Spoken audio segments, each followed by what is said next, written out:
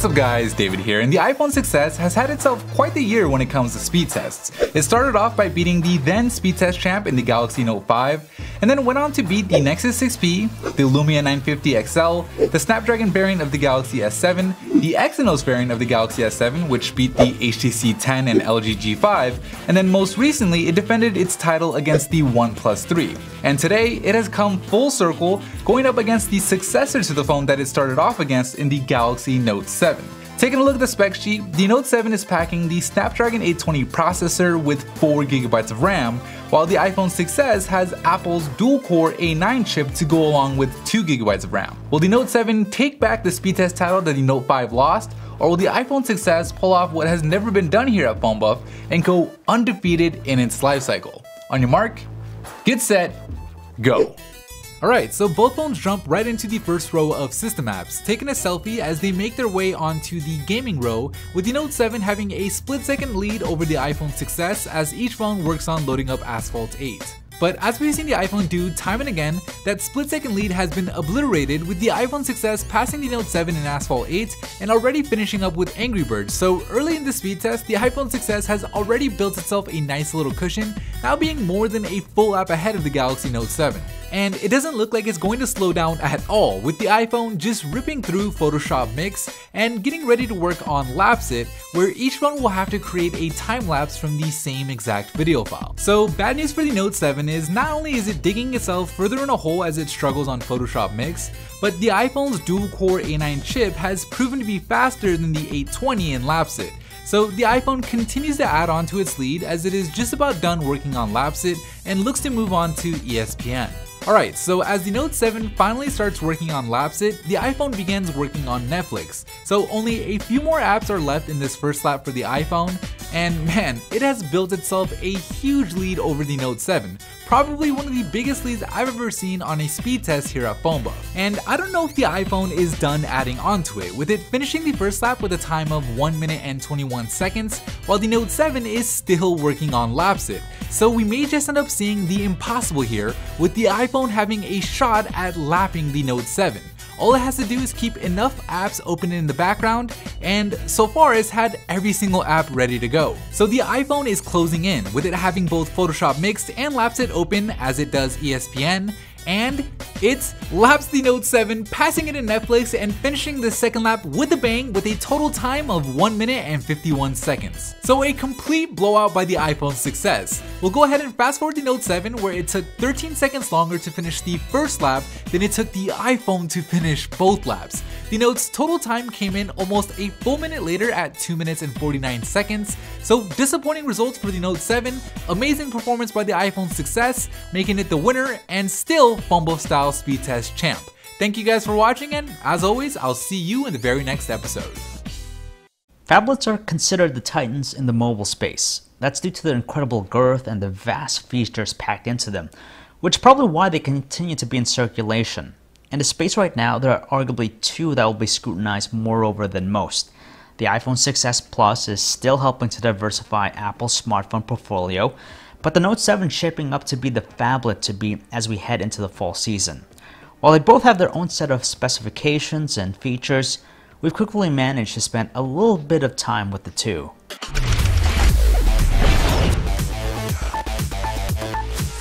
When it comes to prime designs, these two don't disappoint. A keen eye has been kept on every aspect of their constructions. The iPhone 6s Plus has a unibody aluminum chassis that manages to keep a cleaner, more uniform look, which does nicely to repel smudges. And you get a stronger sense of sturdiness as well, more resilient to scratches and minor drops. What's most apparent about the two of them though, is how Samsung has managed to slim down the overall size of the Note 7. It's narrower, shorter, and even lighter, which makes the iPhone 6s Plus a handful to use. Now, even though the Note 7 still uses the glass and metal construction, which does make it feel a little bit more fragile than most phones, and it is susceptible to smudges and fingerprints, they've added water resistance, and that's the biggest introduction to the handset, and very few phones could say that, so it's much in the same caliber as the Galaxy S7 and the S7 Edge when it comes to water resistance. Specs wise, the Note 7 has the advantage because it crams in a larger size screen that's also higher resolution. It's a 5.7-inch Quad HD Super AMOLED screen with the Note 7 and a 5.5-inch 1080p Retina display with the iPhone 6s Plus. Technically, you do get more detail and better pixel density with the Note 7, but you won't notice any difference if you were to look at both screens from a normal viewing distance. It's obvious that they exhibit the usual characteristics we're familiar with. The Super AMOLED panel of the Note 7 offers exceptional viewing angles and a deep pitch black color tone, while the Retina display emits a strong luminance and produces natural color tones. They even have their own uniqueness as well, like the 3D touch feature of the iPhone 6s Plus or the curved edges of the Note 7. Now, while it's difficult to say which of the two is superior, we can agree that they don't disappoint either. Apple's iPhones have shown to us all that specs don't necessarily dictate performance. The 6s Plus's dual-core Apple A9 chip and 2GB of RAM deliver a buttery smooth performance. In fact, it rarely exhibits any stutter or sluggishness. The Note 7 we checked out is powered by a Snapdragon 821 chip coupled with 4GB of RAM. Right now it's buttery smooth, but it'll be intriguing to see if it'll be like that after months of use. The Note 7 also offers flexibility in the form of its microSD card slot, something that pairs nicely with its internal tally of 64GB, while the iPhone is available in either 16, 64, or 128GB options. They boast fingerprint sensors too, but Samsung has slapped a ton of other features that you won't find in Apple's phablet. First of all, the new S Pen is even more precise when it comes to measuring pressure, but Samsung has added water resistance to its design. Secondly, the most notable and newest addition to the Note 7 is the iris scanner, which offers yet another layer of security for the phone.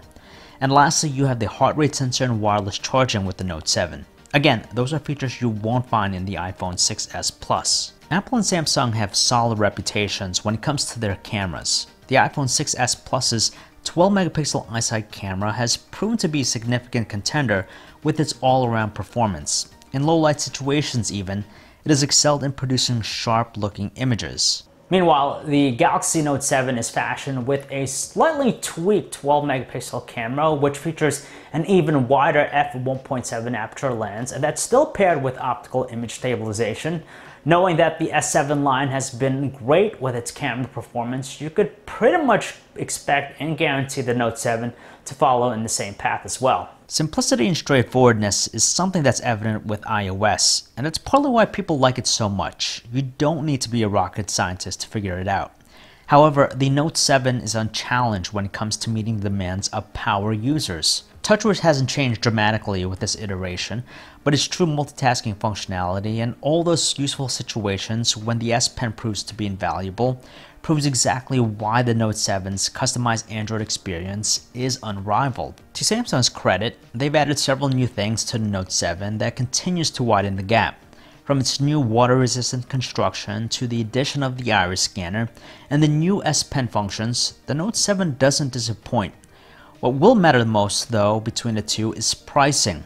Even though Samsung has yet to reveal its full price for the Note 7, we certainly hope it's not going to be dramatically more than the iPhone 6s Plus. At the moment, the base unlock model for the iPhone 6s Plus is at $749. So we really hope that the Note 7 will be around the $800 to $850 mark. If it were at $900 and above, it'll be a tougher sell. So if you guys want to learn more about either smartphone, you could check out our website, androidauthority.com. This is John V, signing off.